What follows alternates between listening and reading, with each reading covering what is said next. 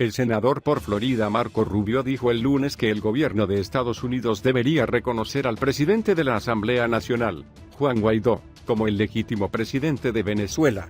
Estados Unidos ha declarado la presidencia de Maduro como ilegítima y bajo la Constitución de Venezuela, en la ausencia de un presidente, el jefe de la Asamblea Nacional asume el poder hasta la realización de nuevas elecciones, dijo Rubio a través de su cuenta de Twitter. Esa es la razón por la que Estados Unidos debería reconocer a Guaidó como el legítimo presidente, agregó el senador, una de las voces más influyentes en la política estadounidense sobre Venezuela. Rubio formuló la opinión en momentos en que la Asamblea Nacional de Venezuela se dispone a asumir las responsabilidades de la presidencia de la República, tras declarar que Maduro ocupa ilegítimamente el cargo. Maduro se juramentó la semana pasada para un nuevo periodo presidencial, pero la comunidad internacional y el Parlamento venezolano desconocen la legitimidad del evento tras declarar como fraudulento el proceso electoral que el gobernante dice haber ganado.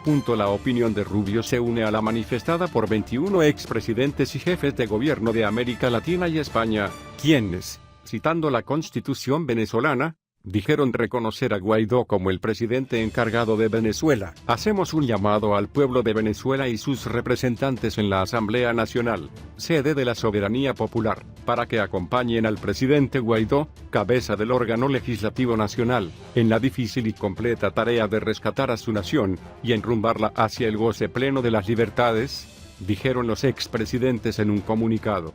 Invitamos respetuosamente a la Fuerza Armada de Venezuela para que asuma su obligación de respetar y hacer respetar el orden constitucional y democrático, mediante su subordinación al poder civil y el acatamiento al encargado de la presidencia de la República como comandante en jefe, agregaron en el documento. En Venezuela culminaron las jornadas de instalación del nuevo gobierno de Nicolás Maduro con la presentación ante la Asamblea Nacional Constituyente ANC. Los alrededores del Palacio Federal Legislativo en Caracas, capital, fueron el escenario del último de los actos previstos tras la juramentación de Maduro para un nuevo periodo como presidente. De nuevo hubo expresiones de respaldo al mandatario.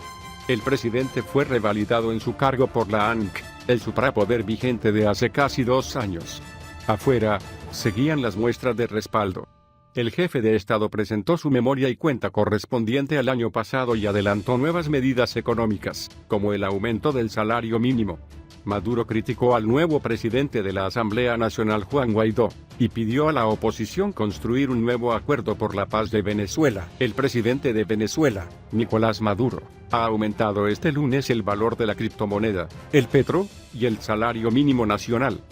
En declaraciones ante la Asamblea Nacional Constituyente ANC en el marco de la presentación de su memoria y cuenta, así como del Plan de la Patria 2019-2015, el mandatario venezolano ha confirmado el aumento de la criptomoneda, el petro, en 36.000 bolívares soberanos y un incremento salarial equivalente a 18.000 bolívares soberanos para los empleados. El dignatario bolivariano ha ordenado también a que inmediatamente las empresas estatales y la compañía estatal Petróleos de Venezuela PDVSA vendan el 15% de su producción en petros. Al destacar que el 2018 fue un año de desafíos extraordinarios, de obstáculos y de sabotajes sistemáticos, por parte de los enemigos del pueblo, Maduro apuntó que se trató de un período que debe ser recordado como de resistencia. En otra parte de sus declaraciones, denunció a la oposición por actuar de manera inconstitucional. El dignatario venezolano dio a conocer sus planes socioeconómicos después de que tomara el jueves posesión del cargo de presidente del país bolivariano ante los delegados de 124 países del mundo. Desde el pasado 11 de enero, Wikipedia ha sido bloqueada por el gobierno venezolano. Aunque no hay una explicación oficial, los motivos tienen relación con una guerra de ediciones en el artículo de Juan Guaidó, nuevo presidente de la Asamblea Nacional de Venezuela. Desde el pasado 11 de enero, Wikipedia se ha convertido en una más de las webs que el gobierno de Venezuela ha bloqueado. Una más de las muchas medidas que han usado a lo largo de los años para ocultar información a sus ciudadanos. El origen del bloqueo tiene relación con una serie constante de ediciones llevadas a cabo en pasados los días en el perfil de Juan Guaidó, el mismo que, desde el 5 de enero de 2019, ejerce como presidente de la Asamblea Nacional de Venezuela, hecho relevante, pues es parte de la oposición y no del gobierno chavista. De acuerdo al periodista venezolano Arnaldo Espinosa, ex editor de El Estímulo y actual editor digital de Ecoavisa consultado por Hipertextual, la llamada guerra de ediciones del artículo de Guaidó se desata por las palabras de Juan Guaidó en el Cabildo Abierto del viernes 11 de enero en Caracas. El perfil de Guaidó se editó el día anterior, jueves 10, por la juramentación de Maduro, para resaltar las dudas sobre su legitimidad y el papel de Guaidó según la Constitución. Estas ediciones motivaron a que el perfil pasara a ser editable solo por usuarios autoconfirmados con 50 ediciones o más en Wikipedia. En este sentido, Espinosa añade: ahora bien, las palabras de Guaidó el 11 de enero llevaron a algunos medios a interpretar que se estaba proclamando como presidente interino.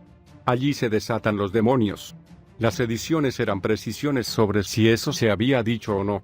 Wikipedistas simpatizantes con Guaidó, y otros asociados con el gobierno, comenzaron a hacer y deshacer cambios. 37 en total en un par de horas. Al tiempo, se armaba la página interna de discusión donde comenzamos a ver las posturas de cada uno. Dicha guerra de ediciones terminó con la intervención de los bibliotecarios.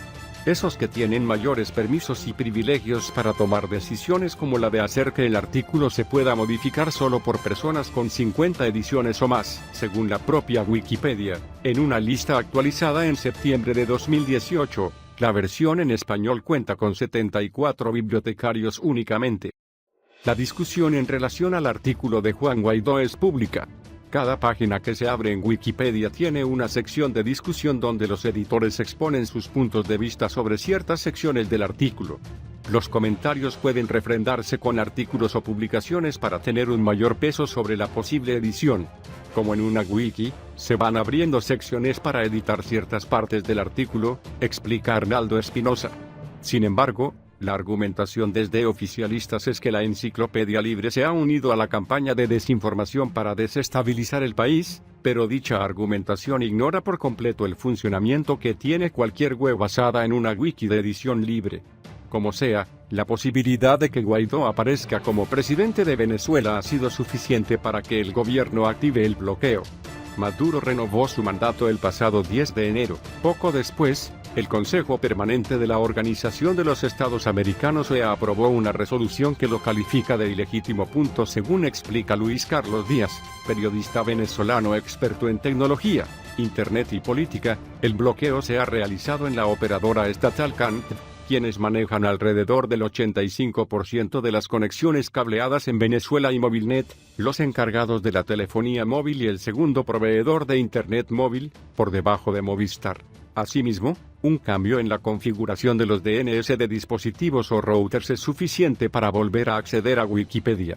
No es la primera vez que el gobierno venezolano impide el acceso a webs para censurar o intentar limitar el acceso a información que consideran inconveniente.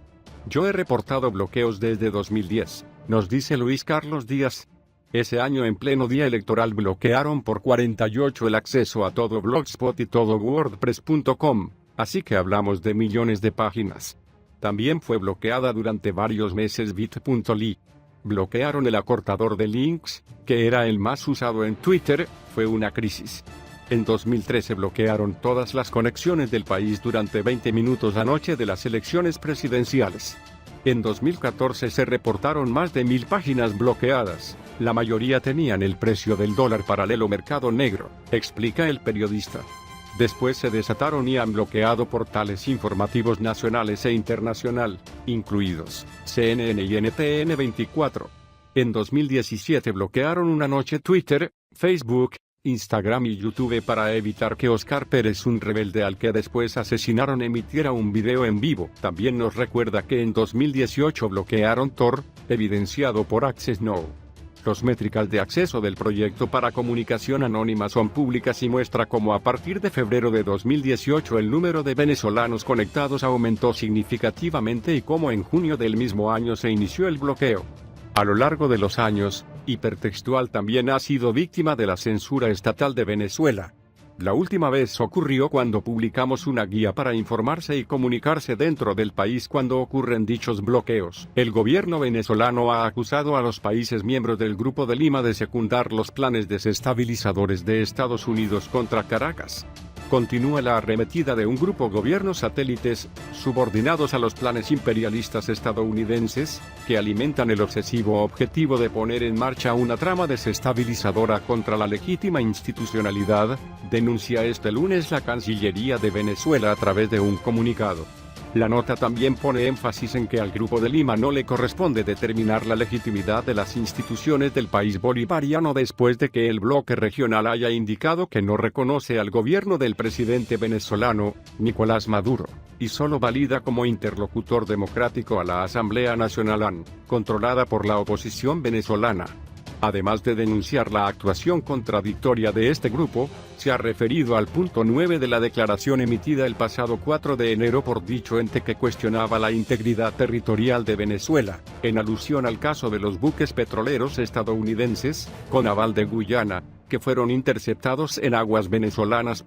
Más allá del despropósito de este proceder y de su insólita falta de rigor y apego al derecho internacional, resulta objeto de preocupación que estas conductas titubeantes sean la respuesta ante las reprimendas que han recibido de parte del gobierno estadounidense, reza el texto. La cartera venezolana también denuncia que los gobiernos serviles del imperialismo buscan provocar inestabilidad política en Venezuela que justifique la intervención extranjera que los factores guerreristas estadounidenses han venido anunciando sin ningún rubor. Sin embargo, ha agregado, Caracas seguirá de cerca los actos hostiles de estos gobiernos y tomará las medidas necesarias para garantizar la soberanía del país bajo el precepto indeclinable de su único mandante.